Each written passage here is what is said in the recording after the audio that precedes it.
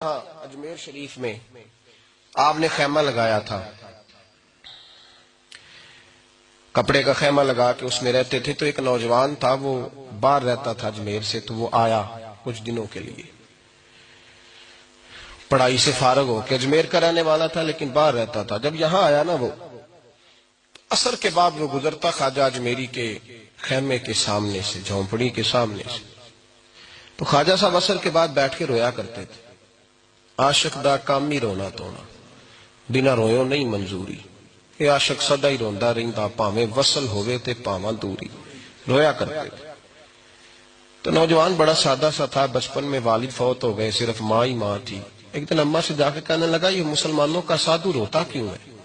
اماں کہنے لگی، مجھے کیا پتا. بچہ کہتا ہے، میرے اندر تجسس بڑھ گیا کہ بابے سے پوچھوں تو صحیح کیوں روتا ہے. 2 4 5 10 دفعہ میں گزرا. ایک دن بے چین ہو کے میں کمرے میں چلا گیا اجرے میں. تو میں نے کہا، بابا کیوں روتے ہو؟ کہنے لگے، مجھے اپنے شیخ کی یاد آتی ہے، مجھے یاد آتی ہے. تو بچہ کہتا ہے، مجھے اس وقت تک پتہ نہیں تھا کہ محبت میں بھی رویا جاتا ہے. میں سمجھتا تھا رونا صرف دکھوں میں آتا ہے. شیخ کی یاد آتی ہے. حضرت عائشہ صدیقہ رضی اللہ تعالیٰ عنہ فرماتی ہیں، جس دن نبی پاک صلی اللہ علیہ وسلم رات کے وقت ہمارے گھر آئے نا، اور حضور نے فرمایا، ابو بکر چل، تو نے میرے ساتھ مدینے جانا ہے. تو میں نے جناب صدیق اکبر کو روتے دیکھا. تب مجھے پتا چلا کہ محبت میں بھی بڑا رونا آتا ہے، محبت میں بھی رویا جاتا ہے.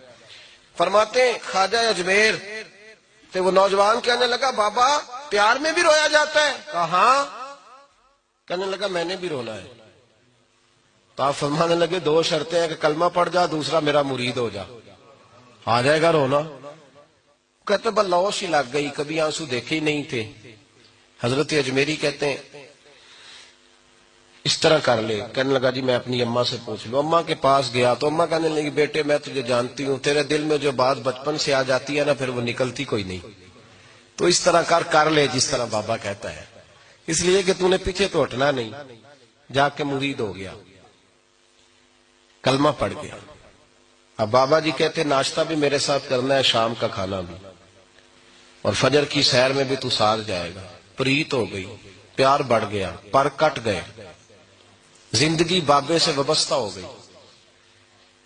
اب چند مہینے جب گزر گئے نا، پوری لو لگ گئی. تو بابا جی کہنے لگے، بیٹے تیری 3 چھٹیاں ہیں، 3 دن تو نے مجھے ملنے نہیں آنا. بالکل 3 دن کے بعد آنا. اس نے کہا، مسئلہ ہی کوئی نہیں، پرواہ ہی نہیں تھی نا، پتہ ہی نہیں تھا. تو وہ چلا گیا گھر. صبح سے شام تک رہا. شام